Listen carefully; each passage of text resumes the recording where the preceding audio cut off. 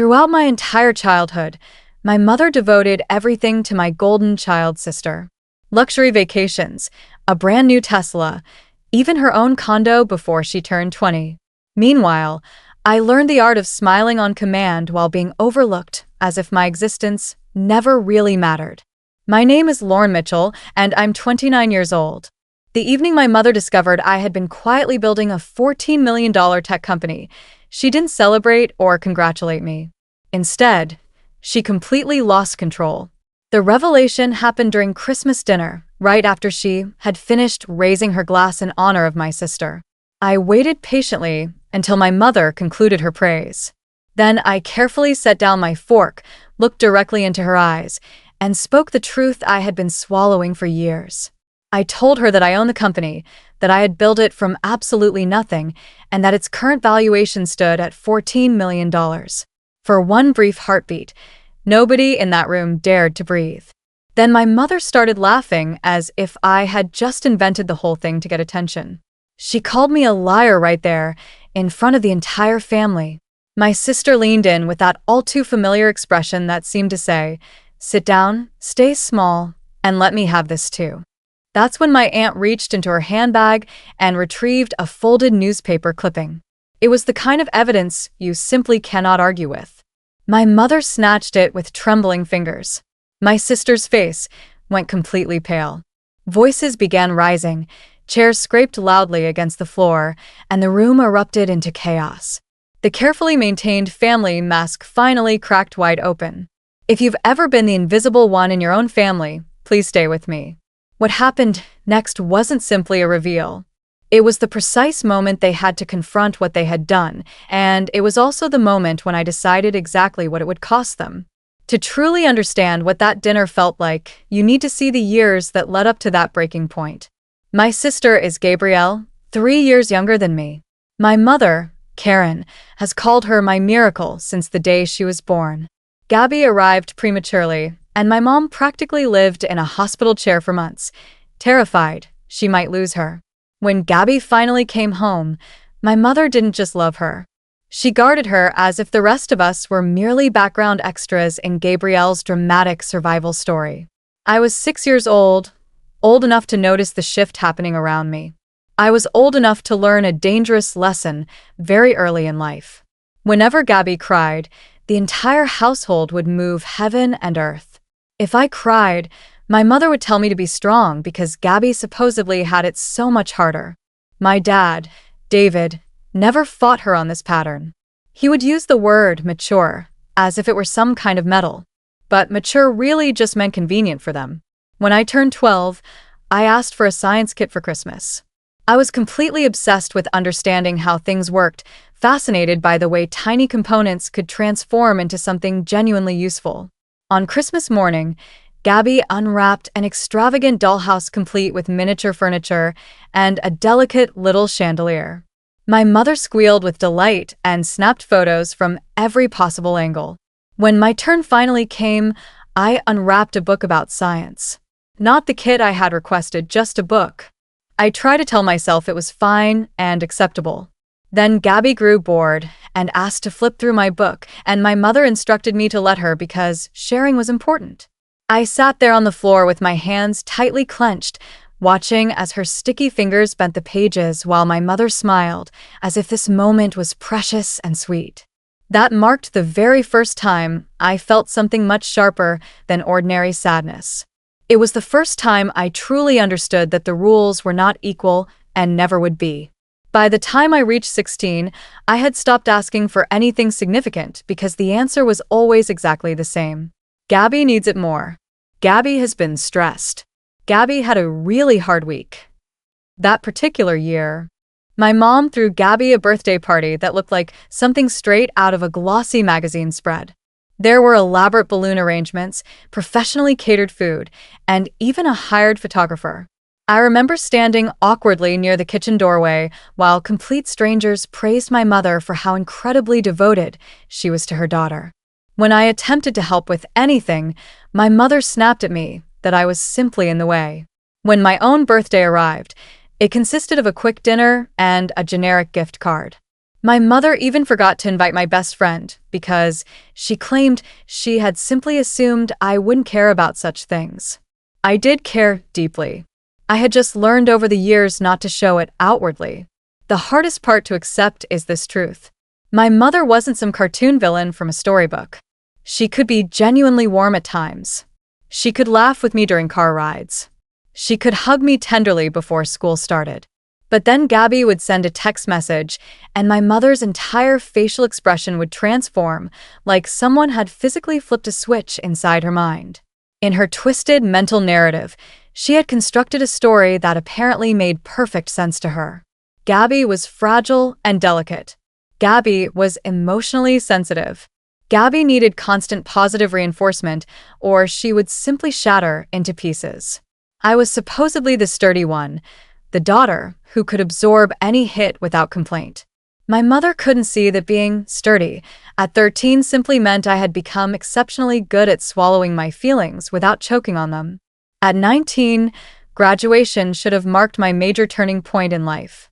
I had earned multiple scholarships through hard work. I had won a prestigious statewide coding competition. Complete strangers applauded for me louder than anyone in my own family ever had. I genuinely thought my parents might finally start looking at me differently. Instead, in the parking lot immediately after the ceremony concluded, my mother pulled me aside privately and asked whether I could consider postponing college for one semester. Gabby had apparently decided she wanted a gap year, and she would need help moving into the expensive condo my parents were purchasing for her. My mother presented it as if it were practical and reasonable, as if my entire future was some flexible object she could simply fold up and store away whenever it became inconvenient for the family. I told her no. It was the very first complete and unambiguous no I had ever given her in my life. My mother stared at me as if she didn't even recognize who I was anymore. Then she sighed heavily and said, "Don't be selfish, Lauren." That particular word burned deeply, as if my entire life was merely a family resource that could be allocated at their convenience. That night, I opened a blank notebook and began writing down every single instance I could remember being asked to shrink myself for Gabby's benefit. I wasn't doing this because I wanted to wallow in self-pity. I was doing it because I could feel the family actively rewriting history in real time, and I absolutely refused to let my own memory be edited and erased. It started out as a simple list. Eventually, it transformed into a comprehensive ledger. I recorded dates, specific events, what had been promised to me, what had been taken back, and what I was told I should simply understand. My dad once saw it sitting on my desk and casually asked what it was. I told him it was homework. He believed me instantly because nobody in my family ever looked closely at me unless Gabby happened to need something in that particular moment. Riley entered my life around that same time period. We first met in an after-school coding club and remained close friends straight through graduation. She genuinely listened to me, actually believed what I told her, and clearly told me I was allowed to feel angry about my situation. She never instructed me to forgive quickly or to simply keep the peace for everyone's comfort. She told me that peace which only exists because one person stays perpetually quiet isn't real peace at all. And then there was Aunt Nancy. She was my dad's older sister, living 2 entire states away and only showing up during major holidays. She was remarkably sharp, extremely observant, and not easily fooled by surface appearances. When I was 17, she caught me alone in the hallway after a family gathering and quietly asked if I was truly okay. I almost instinctively lied out of pure habit, but she looked directly at me as if she could see straight through my carefully practiced smile. She didn't lecture me or offer empty platitudes. She simply said, "If you ever need someone who understands, call me immediately." I saved her number in my phone and never once forgot it. By the time I turned 21, the pattern had been carved deeply into my psyche. Gabby could apparently do no wrong whatsoever.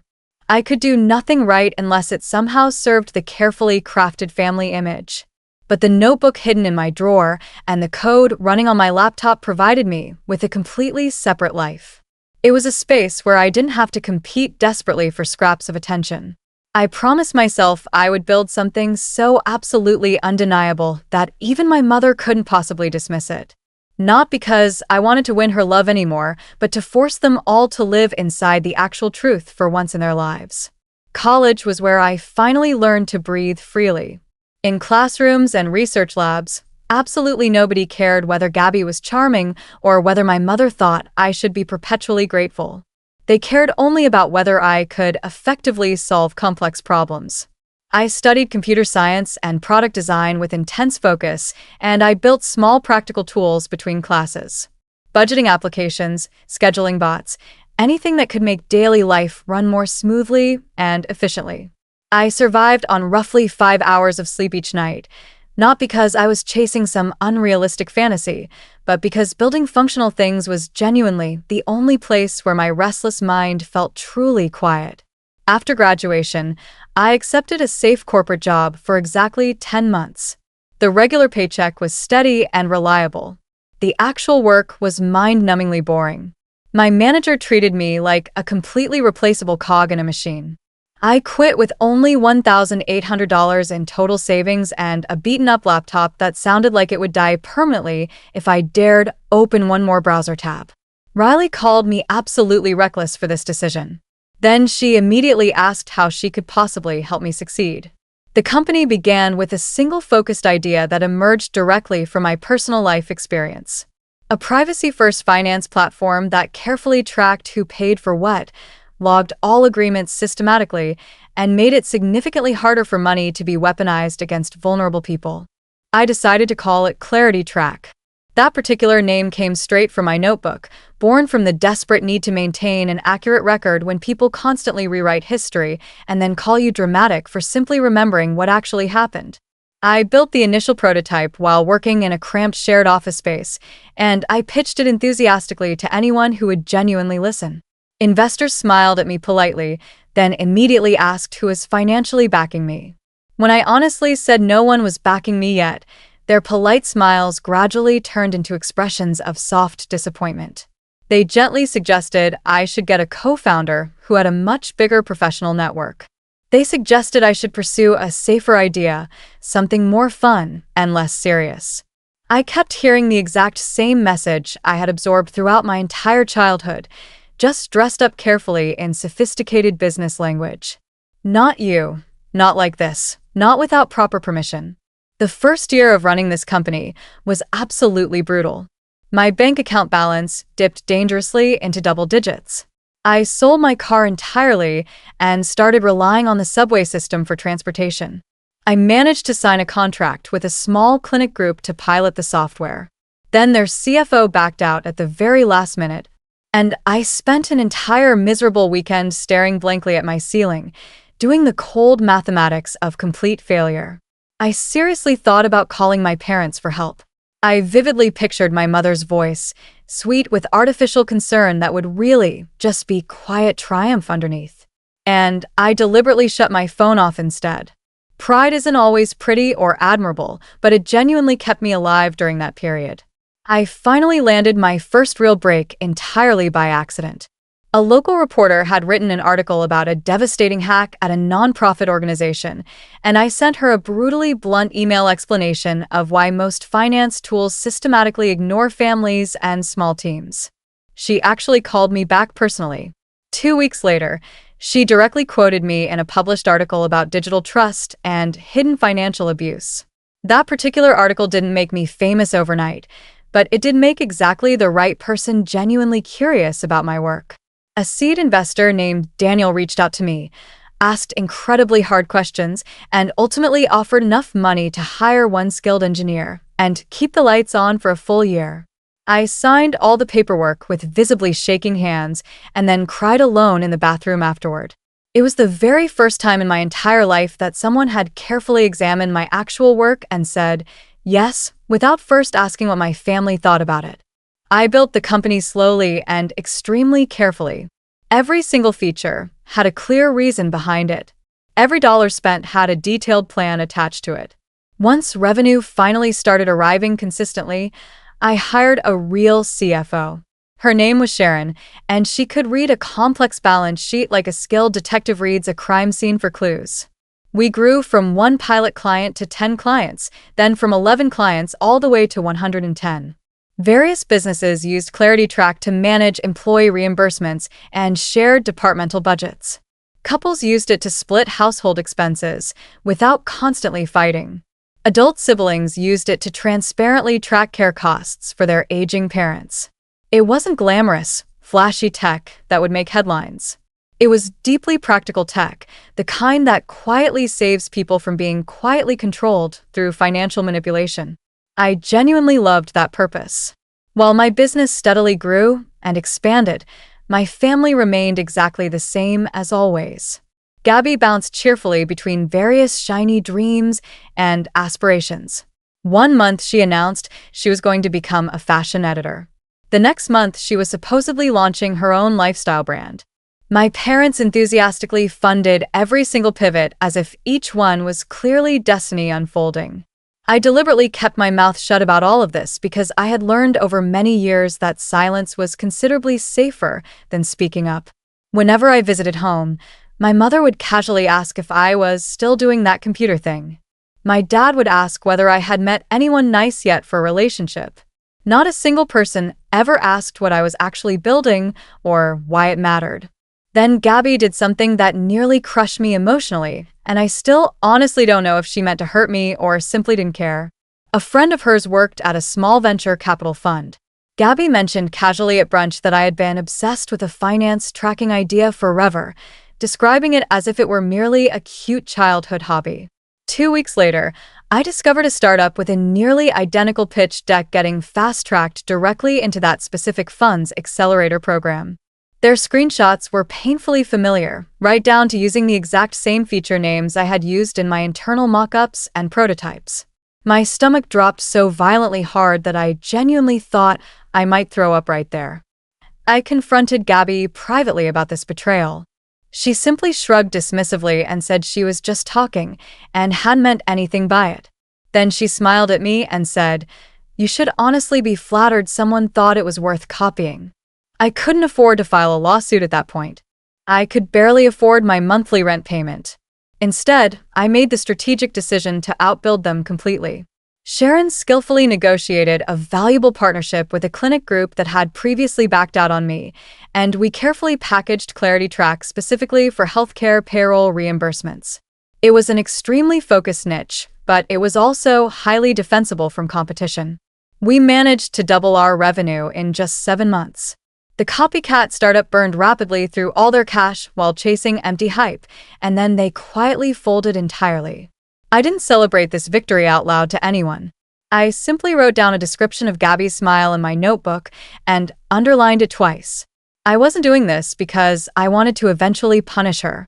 I was doing it because I wanted to remember the exact precise moment when I fully realized she didn't just passively benefit from the favoritism.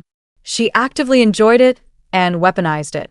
By the time I reached 28 years old, ClarityTrack had genuine traction, loyal clients, and real market leverage. An acquisition offer came in from a competitor, then another offer arrived, and then finally a term sheet that placed our company valuation at $14 million. When Sharon calmly slid the official document across my desk, my hands trembled uncontrollably. Not from simple greed, but from deep recognition of what this meant. I had successfully built something completely undeniable with absolutely nobody cheering for me along the way. I could have kept this achievement private forever, and honestly, part of me genuinely wanted to do exactly that. But another part of me desperately wanted one single moment where my mother absolutely could not pretend I was nothing. So when Karen sent the annual Christmas dinner invitation via text, the one filled with too many enthusiastic exclamation points, I stared at it for a very long time. I pictured Gabby arriving in some expensive new outfit, my mother beaming with pride, and my father making polite small talk as usual. I pictured myself nodding politely and agreeably while my actual life got completely ignored yet again.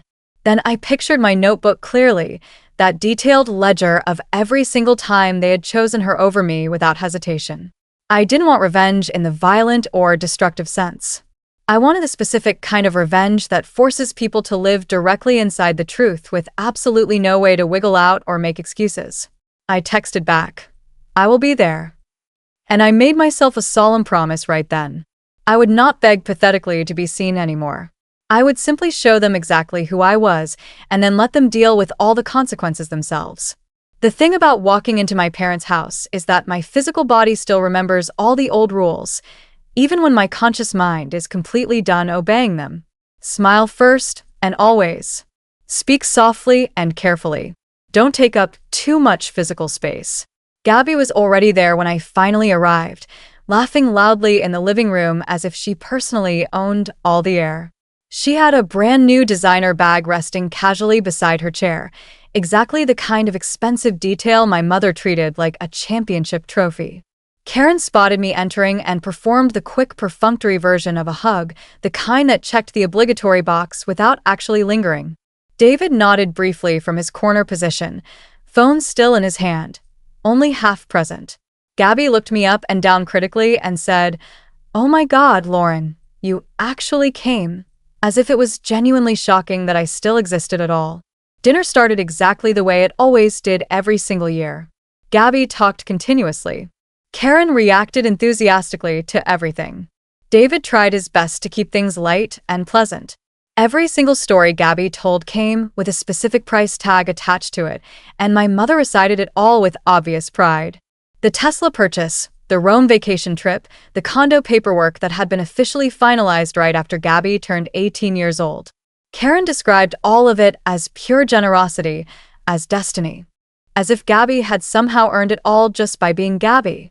I listened carefully without interrupting once, not because I was feeling small, but because I was remaining steady and focused.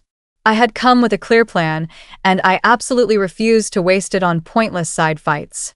My notebook stayed safely in my bag, but I could physically feel it like a reassuring weight against my hip.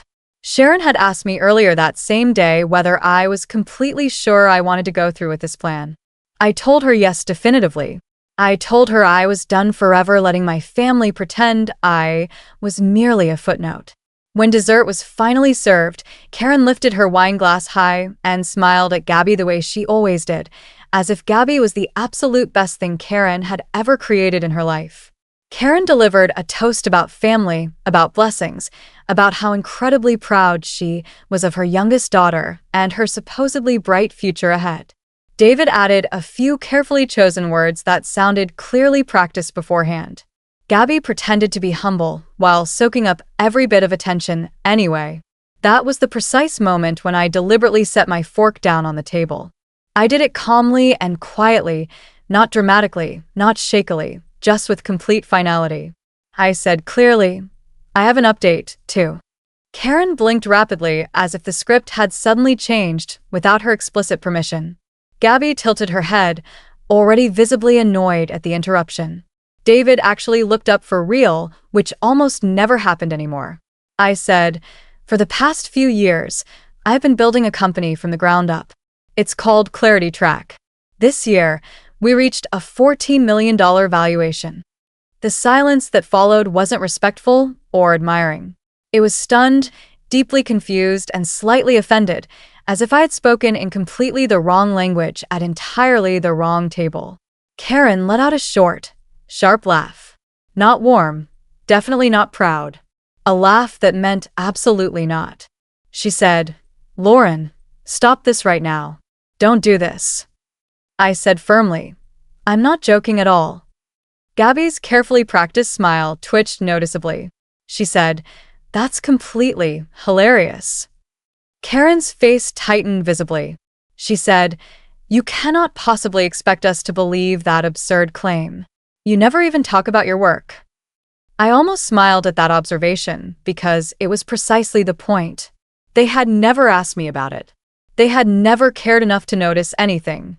Gabby leaned forward aggressively, her voice low and sharp. She said, "So, what exactly is this, Lauren? Some kind of desperate cry for attention?" David finally spoke up. He said weakly, "Let's just keep the peace here." Karen turned on him momentarily, then whipped back to me. Her eyes were extremely bright with something that looked like fear, but felt much more like anger. She said, "You're lying to us. You're deliberately trying to embarrass us in front of family." And that's when Aunt Nancy, who had been completely quiet throughout the entire dinner, set her napkin down deliberately, as if she had been patiently waiting for this exact moment to arrive. She reached calmly into her bag and pulled out a folded newspaper clipping. She slid it smoothly across the table, directly toward Karen. Nancy said evenly, "It's not a lie at all. I read this published article last month. I kept it because I had a strong feeling you would need actual proof to believe your own daughter." Karen grabbed it urgently. Her hands were shaking badly. Her eyes scanned the page frantically. The color drained completely from her face as she hit the headline, saw the photo, and found the number printed clearly in black and white. Gabby went absolutely pale and whispered, "What is that?" And then the room completely exploded. Not with applause or congratulations. With denial, with accusations, with panic, and with the awful sound of a family suddenly realizing the comfortable story they had built was about to collapse entirely. Tell me this honestly. If your own mother looked directly at proof of your success and still chose to call you a liar, what would you do next? Gabby was the first one to recover, because Gabby always recovered quickly. She snapped into defensive mode, like it was pure muscle memory. She pushed her chair back just enough to appear powerful and said, "This is typical Lauren behavior. Anybody can print a fake article these days." Karen latched onto that suggestion immediately because it was far easier than accepting the truth. She said, "Yes, that's exactly what this is. Nancy, why would you bring this here? Lauren, why would you do this to your sister?" There it was even now. It was still all about Gabby. I didn't argue with them. I didn't raise my voice at all. I reached into my bag, pulled out my laptop, and opened it right there on the table. Sharon had taught me something extremely important in business. When someone wants to drag you into emotions, you stay firmly in facts. Facts don't beg. I turned the screen toward them and said, "These are our audited financials. These are our signed contracts. These are the names of our clients." Gabby scoffed loudly. She said, "You could have easily photoshopped all of that." I nodded as if she had just confirmed what I already knew about her. Then I tapped a contact on my phone and hit the speaker button. Sharon answered on the second ring. I said, "Sharon, quick question. What is Clarity Track's current valuation on the term sheet?" Sharon said, $14 million. And then she added, "Lauren, are you at the dinner?" I said yes. They need to hear it from someone they can't dismiss. Sharon didn't hesitate even slightly. She said, "Congratulations again, by the way, and please remind them your equity percentage is controlling. You built this. You own this." Karen stared at my phone as if it had personally insulted her. David's mouth opened and closed uselessly. He looked at me as if he was seeing a complete stranger and suddenly realizing he should have known her the whole time. Gabrielle's voice cracked just slightly. She said, "Why are you doing this to us?" I finally let myself look at her fully. I said, "Because I'm tired." Karen snapped. "Tired of what?" I said, "Tired of being your convenient daughter. Tired of being the one you only praised when it made you look good. Tired of watching you hand Gabby everything and then calling me selfish for wanting basic respect." Karen's eyes flashed. She said, "We gave you what you needed." I almost laughed, but it came out cold. I said, "You gave me silence and called it peace." Gabby leaned forward, angry again. She said, "You're acting like I stole something from you." I looked at her and said, "You did. Not the money, the space, the assumption that I mattered and you liked it." Gabby stood up. She said, "You're jealous."